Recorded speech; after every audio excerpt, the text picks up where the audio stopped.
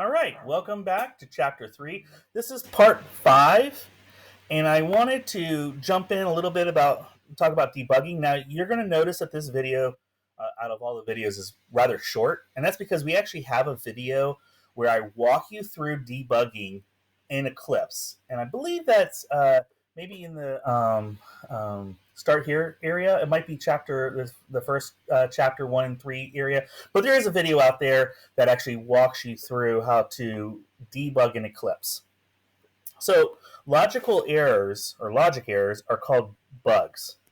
Now, just so you can appreciate this, the reason why they call it bugs is because way back before a lot of us were born, the computers were really large machines, and they were in the basements of a lot of corporations down. I mean, that's how big these things were. And they had these huge vacuum hoses going back and forth between the modules. And one of these systems had something going wrong. It wasn't turning out the results that they were expecting. So they took this thing apart, looking for where the issue was, and lo and behold, it was because there was a legitimate bug actually in the system, a physical bug. And so when the bug got out and they cleaned it out, put it all back together, it worked just as they were expecting it. So since then, logic errors are called bugs, and we debug issues. Now, typically, there are a couple of different ways to go about debugging. You can hand trace a program. In a sense, that means you're going to read through it and look at it. And most people do this kind of as their first step.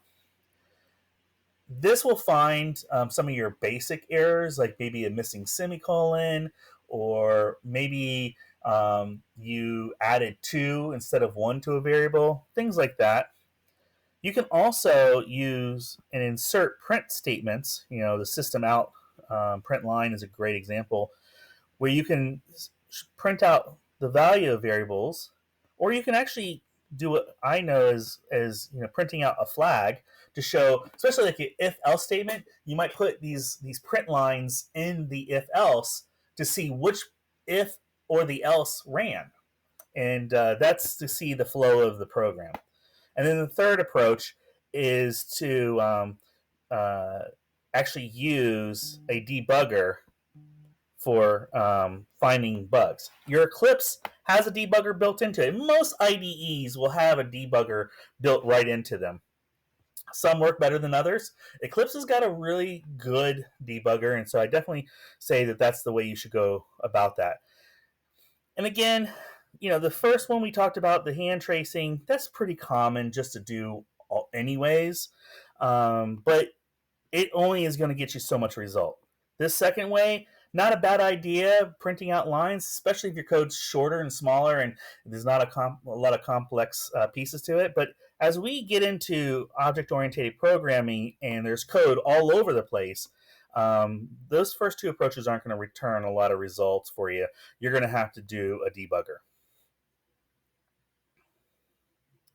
So in debugging is when we use a program to facilitate debugging, and we want to be able to execute one line at a time.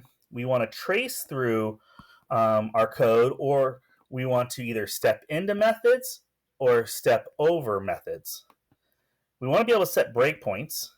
Another really cool thing about breakpoints is a lot of debuggers will let you set what's known as conditional breakpoints. So we have conditional breakpoints. And that's where we say, hey, look at this line. If this variable equals 100, then do the break.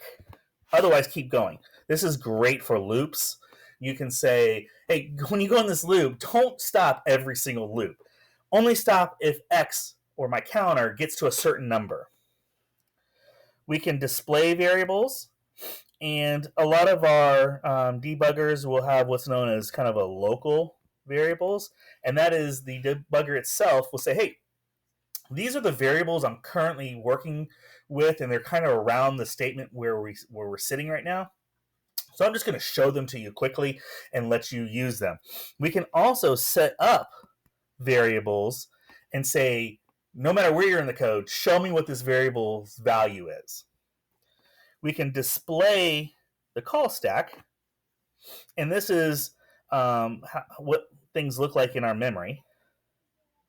And then finally, we can typically modify variables. So maybe we get to a spot where we have a breakpoint.